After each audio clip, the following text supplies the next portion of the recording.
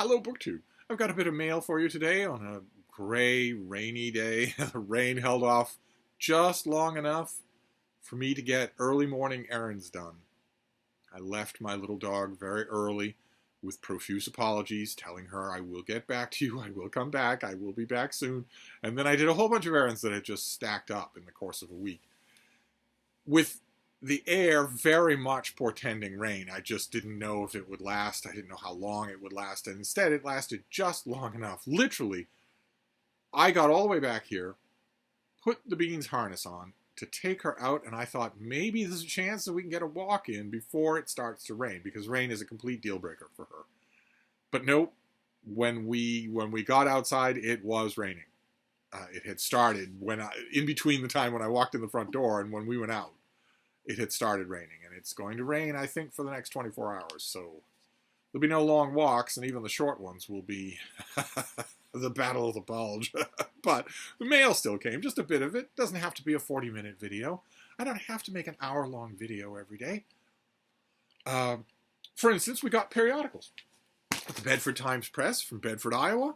Neat little local newspaper that is just a couple of pages, but it has my column on the inside. Always nice to have your own work come to you in the mail. This is running in Iowa, Georgia, and Vermont. This column, my ex libris column there. How does this one start? What kind of a breathless opening do we have here? For reasons that have always completely eluded me, the science fiction writer Philip K. Dick, author of such works as Do Androids Dream of Electric Sheep and The Man in the High Castle, garnered a devoted fan following during his career and has maintained that following since his death in 1982. One such diehard fan I knew used to read through the whole of Dickens' body of work every single year. Sometimes it was literally all he read in a given year. This gave a somewhat cramped feeling to our book-related conversations, as you might imagine. During those chats, I did my best to steer the conversation onto relatively shared areas, but it wasn't easy. One day, my patience slipped, and I showed him a bit of my exasperation with what I freely admit I considered a waste of a reading life. For Pete's sake, don't you ever get tired of reading this one author, I asked? I mean, don't you ever want a break? Oh, sure, I sometimes do, he said. If I get tired of late Dick, for instance, I need to take a break, I change things up. I read some early Dick. And this is all about palate cleansers. This whole column is about what we read for palate cleansers, how we change things up. Delightful to write. Glad that it's finding an audience. I'd be happy for it to find an audience in your particular hometown. Feel free to drop a word in the right ear. My rates are very reasonable. And I have mentioned many times on this channel, I have remembered in the course of writing this novel how much I enjoy writing. I wrote a column a long time ago, long before most of you were born. And it's a totally different register than writing a book review. It's totally different register than writing fiction. It is very much its own thing, and I'd forgotten until I did this column, until I geared this thing all up again, I'd forgotten how much I enjoy that. The dream come true would be to do this as a going concern, to have this column syndicated all over the country so that it makes me a living wage. Then that would be wonderful. Not many columnists can do that, so I'm not holding my breath. But that was one of the periodicals, and then the other periodical was another issue of the Martha's Vineyard Gazette. Beautiful black and white broadsheet newspaper from the island of Massachusetts that has the Vineyard Gardener and bird news on the back there. And I am the book reviewer for the Martha's Vineyard Gazette, and I believe that I am in this issue. I haven't actually checked to make sure. Am I or am I not? No? Oh no, it doesn't look like I am. Oh boy though, what a pretty picture. Good lord, look at this. This is crafted anchor at Edgartown. That is lovely. Look at that. Okay, so I'm not in this issue. I've got a review coming up. Must be in the next one. But those are the papers, and then we have the books. And one of the books I opened off camera, but I want to make sure to show it to you, read it, so you know about it. This is by Craig Ireland, and it is By Grace Alone, a heartfelt word for those seeking salvation by the Lord Jesus Christ. Very simple, very dignified cover there. And this is a revision of the 19th century classic by Charles Spurgeon called All of Grace.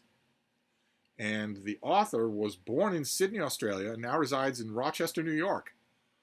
He is married to Katerina, and they have 4 children. And he's earned a bachelor's and a master's degree in theology and is currently working on his PhD. So I don't have a pub sheet for this, but this is... So All of Grace was written by Charles Spurgeon and has been dearly loved and embraced by generations since its first release in 1885. More importantly, God has used this book to draw tens of thousands of people to embrace the gospel of Jesus Christ. Well, I'm sure that the book has drawn people to embrace the gospel of Jesus Christ. If you're going to say that God did that, I'm going to need you to show me that. But I understand the metaphor. Spurgeon's All of Grace was his attempt at writing a small and accessible book engaging unbelievers with the claim of Jesus. This book you now hold is a humble attempt to give Spurgeon's original work a new lease on life. This revision is not an attempt to improve Spurgeon's airtight logic, his incisive argumentation, or the flow of his thought. This revision attempts to modernize some of the antiquated language and sentence structure. It is more than just a gospel presentation. It has biblical wisdom and encouragement for all believers. Because of its significant impact, this book deserves a fresh lease on life and demands to be thrust back into widespread circulation. Always an interesting project. I'm not familiar with Spurgeon's book. I don't think that I am. I'm not even sure that I'm familiar with references to it, and I read lots of books on Christian theology and on the history of Christianity in America. I don't think I'm all that familiar with it. So I will be in the group of readers for this book, but I imagine it's fairly large, of people who do not know its predecessor. So I will perforce be judging the author by the job that he does. So this is a 2023 release, is that right? No, 2022. I have it's a lovely paperback, $17. I'm assuming this is out already in your bookstores. But you Christians out there, you can find probably online a free electronic copy of Spurgeon's book, and then the cost of 2 lattes, you can get this thing for yourself and run them side by side, or try each one on its own. So I wanted to make sure that we did that first, though, and then we've just got 2 other packages here, and then we'll be done. What is this first one? It's a finished copy of something. That's good. Oh, okay. Oh my. Oh, right. I think the publicist talked to me about this. It sounded intriguing, but it doesn't so much matter to me if the book sounds intriguing. I'll still say yes, because it could sound intriguing to you, or it could be intriguing to me, even though it didn't sound that way. So, but this is a thriller. Another, is this 2023? Maybe if you didn't gas on so much in the pub sheet, it would be right there at the top, and I'd be able to see. Yes, this comes out on the 10th of January. And so I don't want to jinx things here, but it does seem to be continuing a trend that we've seen, at least on this channel, which is for American book designs to be suddenly good in 2023. I don't think I've got a 2023 book yet that didn't have a fairly good, tasteful cover design, as opposed to ostentatiously ugly. My kid could do that ugly. And this continues that. This is by Tove Alsterdal, and it is called You Will Never Be Found. An isolated hut there, very stark.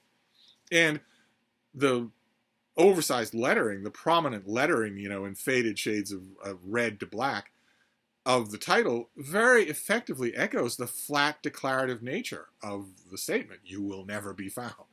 So what have we got here? This author has written 5 critically acclaimed best-selling standalone novels and burst upon the Swedish book scene in 2009 with her debut book, The Forgotten Dead. Those of you in Switzerland, I need to know all about this author. What do you know? What have you read?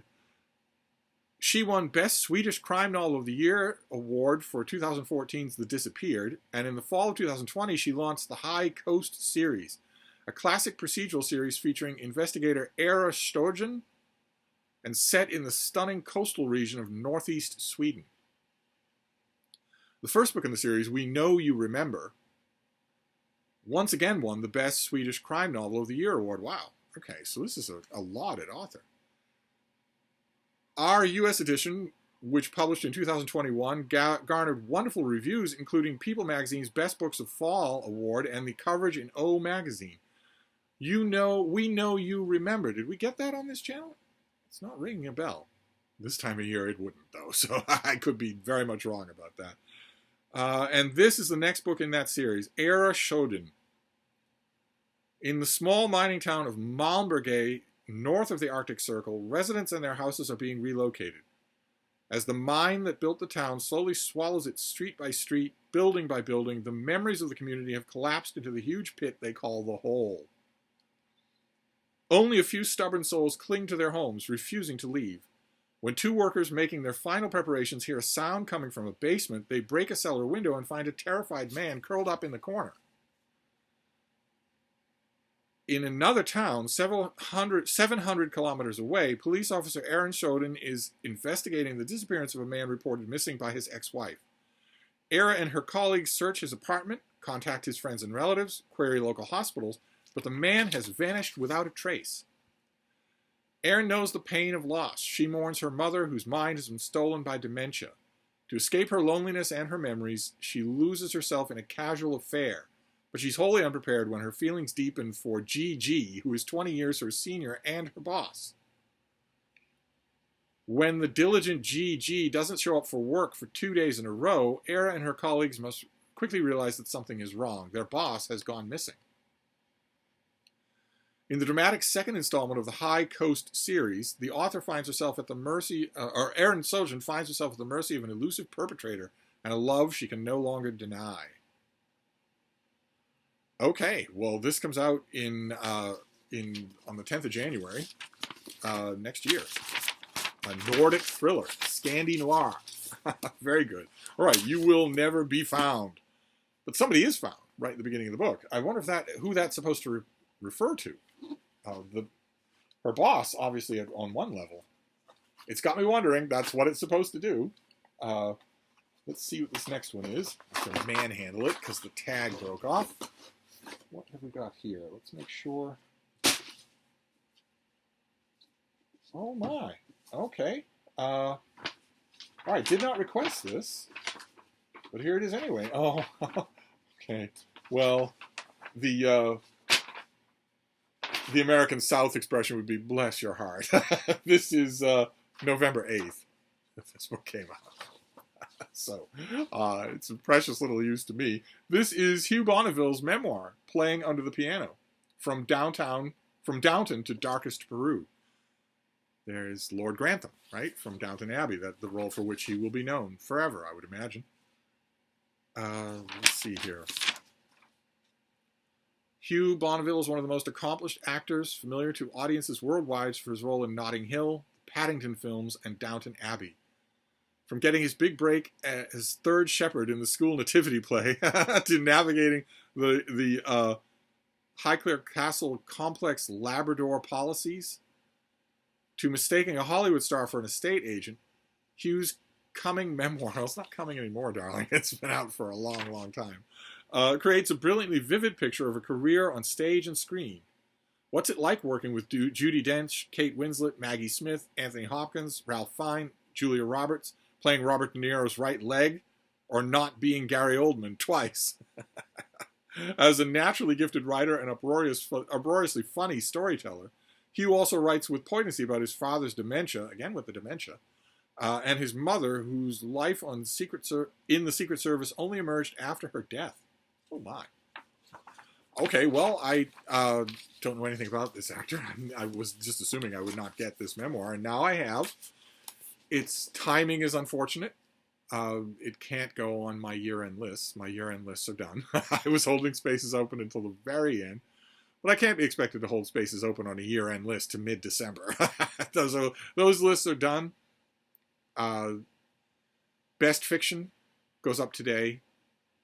Worst nonfiction of 2022 goes up tomorrow, and then best nonfiction of 2022 goes up the day after that, and then the lists are over. So this is pure enjoyment reading. This is not in the stakes. It's not in the sweepstakes for anything.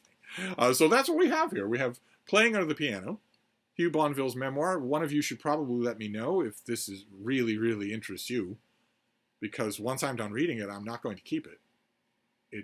if you can find, if you're a big Downton Abbey fan or you love actor memoirs or both, feel free to let me know because I'd be happy to send it to you. Then we have You Will Never Be Found by a Swedish superstar. This is a January finished copy. And then by Grace Alone by Craig Ireland. A slim Christian inspiration book. So there we go. That is the mail plus my own column and the Martha's Vineyard Gazette, which is always fun to get. So not much in the way of mail on a gloomy, gloomy day. I think the rain is only going to increase when the sun goes down. And some forecasts are calling for the rain to change to snow. The forecast is a little bit, the line of what's going to be what and when is a little bit tricky to follow on this storm. I think that it's probably going to rain on and off all night long and all day tomorrow. And then perhaps tomorrow night, it will change over to snow before it ends. I have no idea. No way to know. The light dusting of snow that we got the other day disappeared. And the other day, shortly after that, the daytime temperature went up high enough, mercifully, so that the hidden ice all melted. I got my sidewalks back. I don't know if that's going to change, but I will certainly give you a tedious report when it happens. In the meantime, I have an actor's memoir to read. But I will wrap this up, but I will see you soon. Thank you, BookTube.